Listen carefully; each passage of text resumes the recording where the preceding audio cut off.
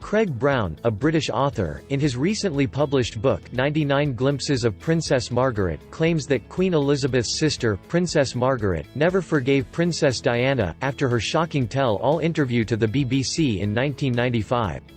Craig stated that Princess Margaret, who died in 2002 at age 71 after suffering a series of health woes, believed it was an unforgivable act of betrayal from Princess Diana to the royal family. While she was still alive, Princess Diana's greatest enemy in the palace wasn't actually her husband Prince Charles, who was reportedly having an affair with his ex-girlfriend, Camila, who later became his second wife after Diana's death. Princess Diana's greatest enemy behind the palace doors was actually Charles's aunt, Princess Margaret, the Countess of Snowdon. Craig Brown recently published a book titled 99 Glimpses of Princess Margaret on Queen Elizabeth II's sibling. Craig, in his book, attempts to demystify the high-profile royal depicted on Netflix's hit series, The Crown. Craig told Fox News that he was able to track down Princess Margaret's friends and other sources close to her. He said, "People are willing to speak out about her. I supposed it's because of the length of time. Her contemporaries are still alive and their attitudes have changed. And that era is now gone." One of the stories revealed about the late Margaret was about her strained relationship with the Princess of Wales, who famously gave a shocking tell-all interview in 1995 to BBC, where she declared to about 23 million viewers in reference to her crumbling marriage to Prince Charles, and his mistress Camilla Parker Bowles. "There were 3 of us in this marriage, so it was a bit crowded." Craig said that Margaret, who was one of the first royals to openly welcome Diana into the House of Windsor, believed it was an unforgiving act of betrayal to the royal family. Craig said, "She wasn't keen on others misbehaving." Margaret said, "Broadcasting your feelings to the world without a warning was considered an amazing kind of betrayal even if what Diana was alleging was true." Margaret was very unforgiving. She wouldn't even have magazines with Diana's face on the cover nearby. She would turn them over. And she wouldn't let her children talk to her. These were all royals living in Kensington Palace. But if you crossed swords with Princess Margaret, she was a very unforgiving type. Even if Diana had lived for another 30 years, she wouldn't have spoken to her. Prince Charles and Diana got divorced in 1996 following a 4-year of separation.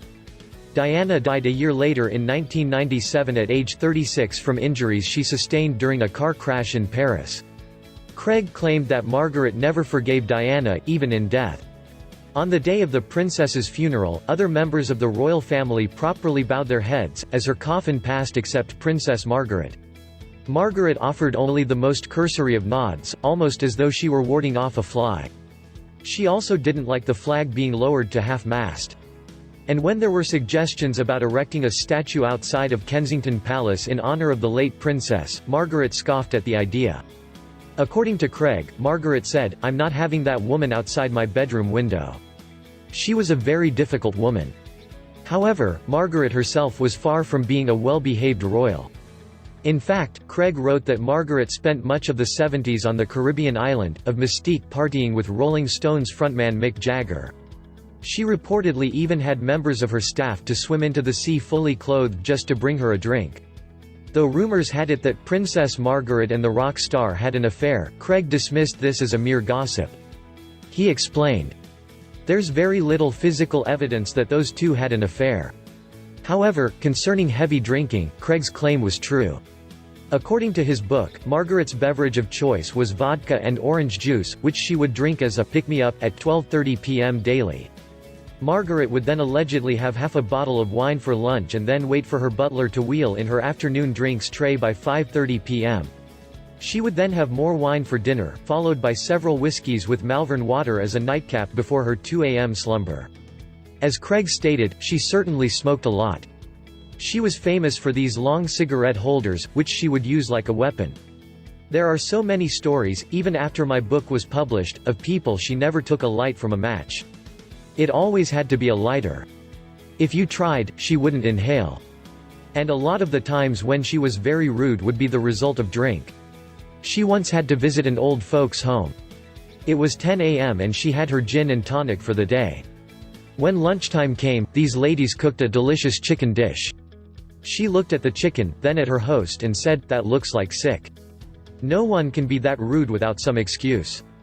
It wasn't Princess Diana who alone felt Margaret's wrath. Margaret also greatly disliked Sarah Ferguson, the Duchess of York who, like Diana, also faced intense media scrutiny surrounding her marriage to Elizabeth's son Prince Andrew. The Telegraph reported that after Ferguson, now 58, was photographed by paparazzi with financial advisor John Bryan apparently sucking her toes in 1992, Margaret sent a handwritten letter to her, saying, "You have done more to bring shame on the family than could have been imagined. Not once have you hung your head in embarrassment even for a minute after those disgraceful photographs. Clearly, you have never considered the damage you are causing us all." The letter reportedly caused Ferguson to shed tears. Craig added that Margaret also allegedly feuded with Princess Michael of Kent, who in 2000 declared to a magazine that she had more royal blood in her veins than any person to marry into the royal family since Prince Philip. People magazine also noted that in 2002, it was revealed that Queen Elizabeth was covering the rent of Michael and her husband's posh apartment from her own private funds. Craig stated that if Margaret were alive, chances are that she would have welcomed American actress Meghan Markle, who got married to Prince Harry in May, to become the Duchess of Sussex. However, their friendship wouldn't have lasted long. Craig said, "Quite often these things started off very happily. But you can't tell with Margaret. With Diana and the Duchess of York, she loved them at first.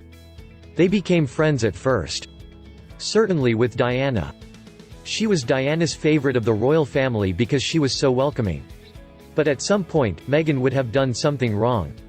Or even just with Meghan's father or sister being so difficult. Maybe that would have sparked something in Margaret." What do you think of Princess Margaret? Share with us in the comment section below.